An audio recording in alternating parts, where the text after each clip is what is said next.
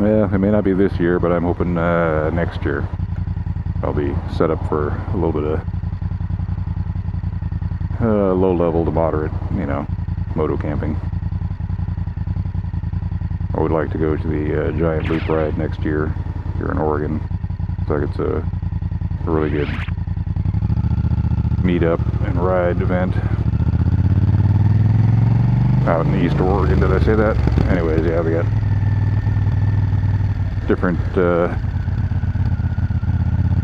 stuff set up for different level of riders, so you pick and choose what you do and who you ride with, and got all kinds of, I mean, there's like all kinds of places to go in Eastern Oregon.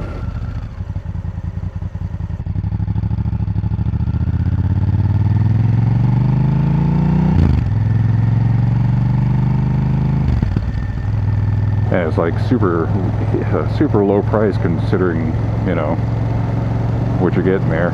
You get like 2 days of no hookups, camping spot basically for when you're at the base camp or the base area. I'll go down with this guy. But you got like 2 nights of that, but like basically 2.5 days or so of, you know, riding with a bunch of other riders all over the place, all over Eastern Oregon. And then getting back in the evening time for barbecue and drinks, and whether that's beverages or booze. And, you know, sit around fires and whatnot.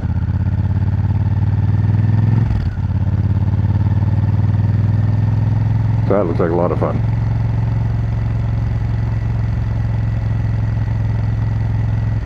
Wish I had some extra dough for some cherries. Must have one in their yard here. Well, I haven't seen cherries this early. No, I can't be cherries right now. That ain't happening for a while. I must have access to it somewhere else. Northern California or something. Someplace where the cherries are already fruiting up. Okay, I'm gonna go down center.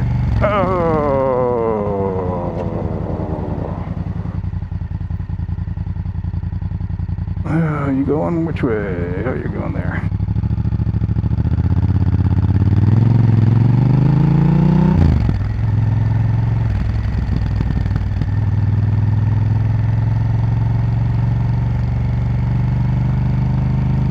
One thing about riding around, it's definitely can tell who's smoking a good distance away if you're a non-smoker. I smoked cigarettes starting about 9 years old, and I was buying them by myself by age 10. My dad, he was an old school Cajun, and growing up, you know, I'd ask him what it was like when he was a kid, and he said down in Louisiana when he was my age, and this was back when I was starting to smoke, he said, you know, basically about 10 years old, he said Louisiana, when I was your age, you could walk into a bar, and as long as you could physically reach up and hit your money onto the countertop and order what you wanted, they would give it to you. No questions asked, because you were basically at that point, they considered you a man enough to ask for it and pay for it. You're man enough to get it. So I had that, always had that in my mind. So when I basically got hooked on cigarettes there, and was not able to swipe, you know, the cigarette or two here from my parents to keep up with my habit, I used my money I would make off of my several paper routes to just go down to the dang corner store and buy them. First I just started pretending like they were from my dad or my mom. I bring a note in, and after you get acclimated to that, then you just, you know, go in anytime and buy them. They just, oh, you need some smokes for your dad, eh? And okay. Need matches with that? Oh yes, please, thank you. So anyways, conniving little 9 or 10-year-old making adults break the law. Sorry about that, people. It was a long time ago, man. I'm mid-50s now, so statute of limitations ran out on that a couple months ago. So don't judge me. I was a 10-year-old addict. What did I know, man? You know, I grew up in an era when it was still cool to smoke cigarettes, and the Marlboro Man was a hero, and you know, that cough, that persistent cough you had was had nothing to do with this tobacco use.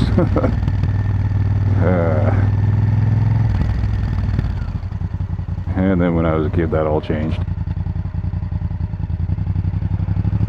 Plus, my parents smoked, both of them, so I had easy access to cigarettes. And when you're driving around for years as a child, getting nicotine hotboxed by 2 adults or more adults in a big old station wagon, you know, Vista Cruiser.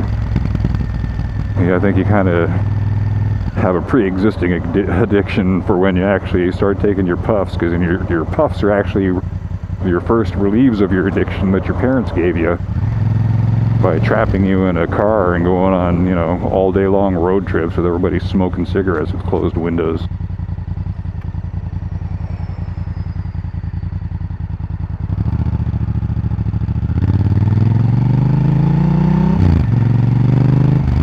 So I'm not going to be beat up our parents and whatnot, but yeah, we definitely lived in different times back in the 60s and 70s as children.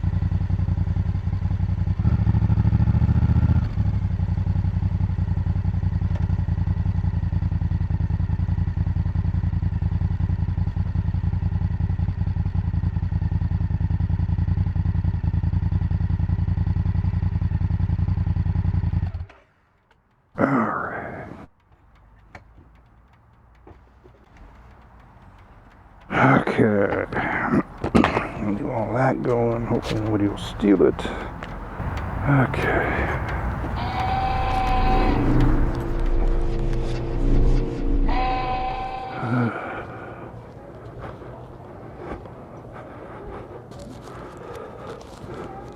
Oh, yeah, I do, yep. Okay, you're all set. All right, thank you very much. Thank you. All right. Let's see.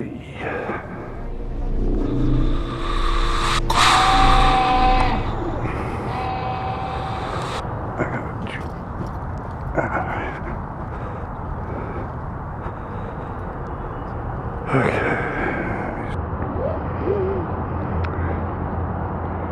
One of these days I'll do the curbside delivery, so I don't even have to go inside, but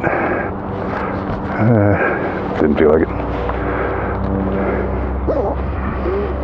Anytime I can make it in and out of Best Buy, well, I guess I did buy something. So scratch that. I was going to say anytime I can make it out of Best Buy, or make it in and out of Best Buy without buying something, you know, I feel like I had accomplished something. But technically I showed up here just to retrieve an item that I'd already pre-purchased. So I didn't really get in and out of Best Buy without buying something. In fact, not at all, not even technically. I mean, I did not. So, oh yeah.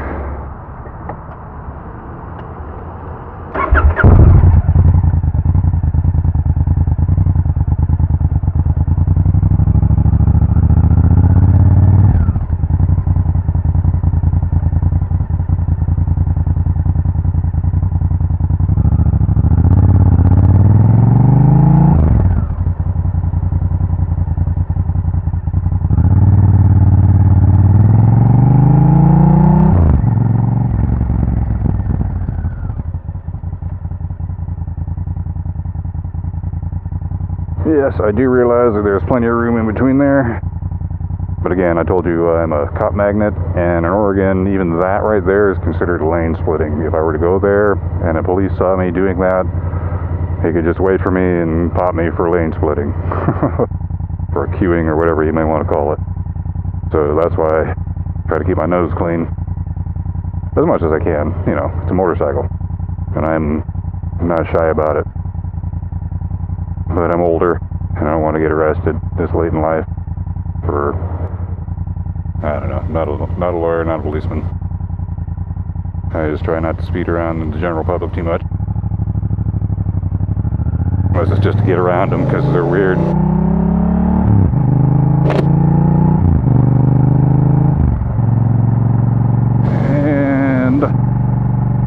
gonna go downtown this time. Again, I just like it better. More scenic route.